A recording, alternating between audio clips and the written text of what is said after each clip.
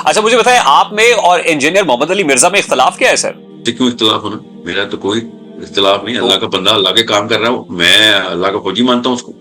मेरा हर उस बंदे से इख्तलाफ, याद रखिएगा इंजीनियर साहब तो बहुत बहुत मतलब बड़ा काम कर रहे हैं। मेरा हर बंदे से वो वाला इख्तलाफ होगा कि जो बड़े सिस्टम को रिकग्नाइज करते हैं, उसकी चेंज के लिए मेजर काम नहीं कर रहा।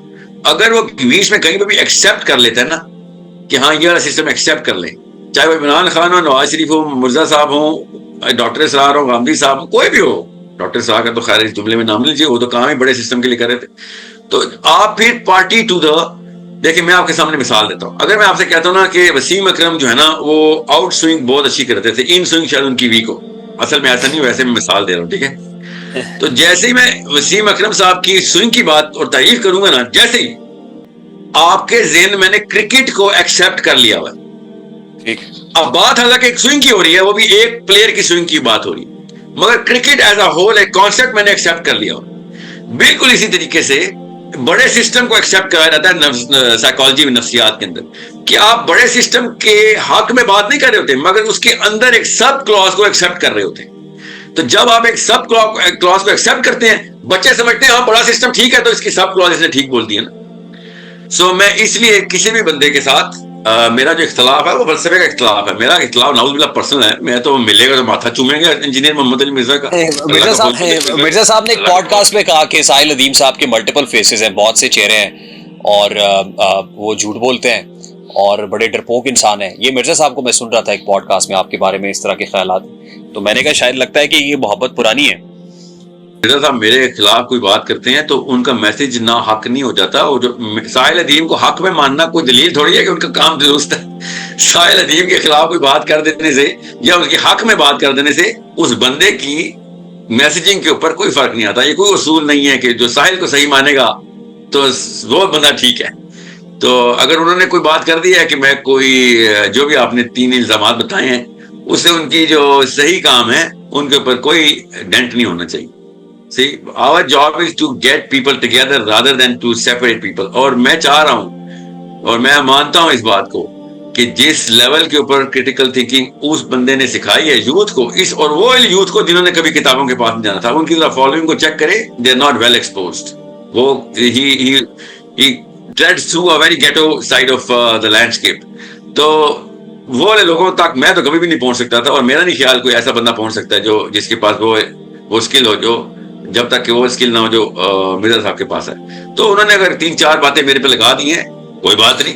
मेरा काम बड़ा है, मेरा काम कोई और है। मेरा काम बड़े सिस्टम को शनाख्त करना है, उनका काम पाकिस्तान के यूथ को डेवलप करना है। वो मेरे ही काम आने वाले हैं इंशाल्लाह। उनके जो स्टूडेंट्स होंगे वो बड़ा सिस्टम के अंदर चेंज करने के लिए बहुत बड़ा हाथ है इंशाल्लाह। सो ये मिर्जा साहब तक पहुंच भी जाएगा, नहीं पहुंचेगा तो हम लेके पहुंच जाएंगे उनके पास। नहीं, आई एम नेवर। मैं तारिक मसूद साहब को, देखिए मैं आपको आसान से बताता हूँ, तारिक मसूद हों, मोहम्मद मिर्जा हों, 3-4 और इस तरह के आप देखेंगे मेन स्ट्रीम में, आपको बेहतर पता है इस तरह के जो टीवी के ऊपर आते रहते हैं इनके इंटरव्यूज, ये सब मैं उस तरह देखता हूँ जिस तरीके से आप जरा सहाबा के नाम देखेंगे ना, तो सहाबा में भी आपस में इख्तिलाफ होते थे, मगर वो काम अल्लाह के करते होते थे।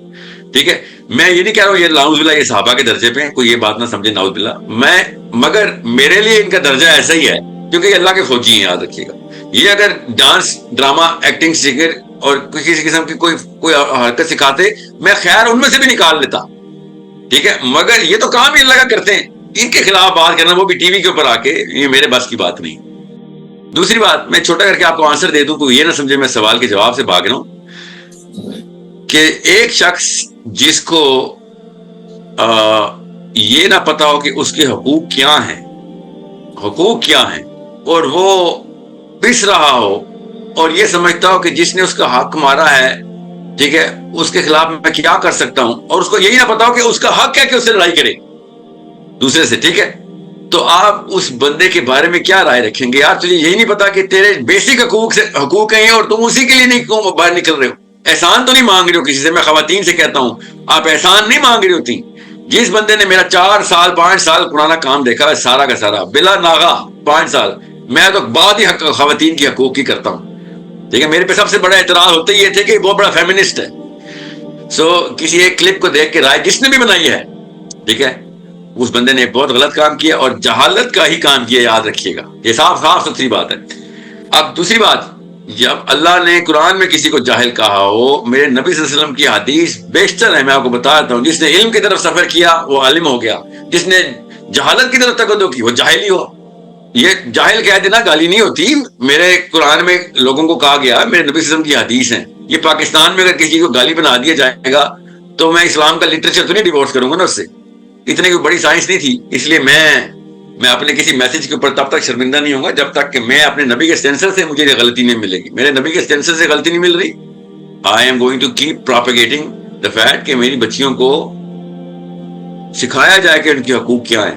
खुद ही नहीं सीख रही वो, और उनको पता ही नहीं उनके हकूक क्या है, तो भी गलती उनकी है। आजकल के यूथ के सबसे जो मेन स्किल होनी चाहिए दैट इज़ अबाउट कि आपने अपने अंदर इस तरह का एक मैकेनिज़्म रखना है कि आप हर बंदे में से खैर निकालें। अगर आप अपना प्रोस्पेक्टिव और अपना फ़लसफ़ा इस तरह का रखते हैं कि जो बंदा भी कोई भी बात कर रहा है बंदों की उसकी फ्रीक्वेंसी आपके साथ मैच होती है, उसकी जो एक स्कूल ऑफ थॉट है वो आपके साथ मैच होता है या नहीं मैच होता। आपने कभी भी किसी की बायसनेस में नहीं आना होता है। बायसनेस में क्या एक डिसएडवांटेज ये होता है कि आप किसी की हक बात को भी तस्लीम नहीं करते हो। अगर कोई बंदा दीन की बात कर रहा है, अगर कोई बंदा अल्लाह रसूल की बात कर रहा है, फिर भी आप उसमें से जो है वो गलतियाँ निकालना स्टार्ट कर देते हैं और इस तरह का एक मैकेनिज़्म बना देते हैं कि जिसमें आप कभी भी खैर नहीं निकाल सकते हो। मगर द पॉइंट इज़ दैट कि मुसलमान कभी भी इस तरह के फ़लसफ़े को अडॉप्ट नहीं करता है। वो हर उस बंदे में से खैर निकालता है अगर वो उसकी फ्रिक्वेंसी के साथ मैच हो रहा है या नहीं हो रहा है। मगर पाकिस्तान के अंदर ये मैकेनिज़्म देखने को मिलता है कि अगर कोई बंदा तर्क मसूद साहब को सुनता है तो वो इंजीनियर साहब को नहीं सुन सकता। अगर कोई बंदा साहिल सर को सुनता है तो वो यूथ क्लब को नहीं सुन सकता। तो ये जो एक बायसनेस और ये जो एक इन्फीरियर साइकोलॉजी है, हम जब तक इसको ख़त्म नहीं करेंगे तो हम कभी भी हाई साइको सोशल क्लास नहीं बन सकते हैं। हम कभी भी नॉलेज गेनर नहीं बन सकते हैं। आप नॉलेज गेन तभी कर सकते हो कि जब आप हर बंदे को सुनते हो। मगर ये चीज़ आप पे डिपेंडेंट होती है कि आप उस चीज़ को फ़िल्टर आउट कैसे करते हो। आप किसी की भी हक बात को तस्लीम करते हो, आप किसी का भी कोई भी लेक्चर सुनते हो, तो ये आपके ऊपर डिपेंडेंट होता है कि आपने उसमें से खैर कैसे निकालनी है, आपने उसमें से फ़िल्टर आउट चीज़ों को कैसे करना है। अगर आपको लगता है कि ये चीज़ हमारे इस्लाम के ख़िलाफ़ या फिर कोई भी आपकी ईगो या फिर आपके फ़लसफ़े के ख़िलाफ़ जा रही है, तो आप उसके ऊपर सर्च आउट करें। आप उसके ऊपर दलील लेके आएँ कि हदीस में, कुरान में और अल्लाह के दीन में ये चीज़ कैसे बताई गई है। और अगर आपने उसको काउंटर आर्गूमेंट देनी भी है तो वो आपने दलील और हदीस से देनी होती है। आपने अपने पर्सनल एक्सपीरियंस पे या फिर अपने पर्सनल नॉलेज पे नहीं देनी होती है, क्योंकि आप ख़ुद भी गलत हो सकते हैं।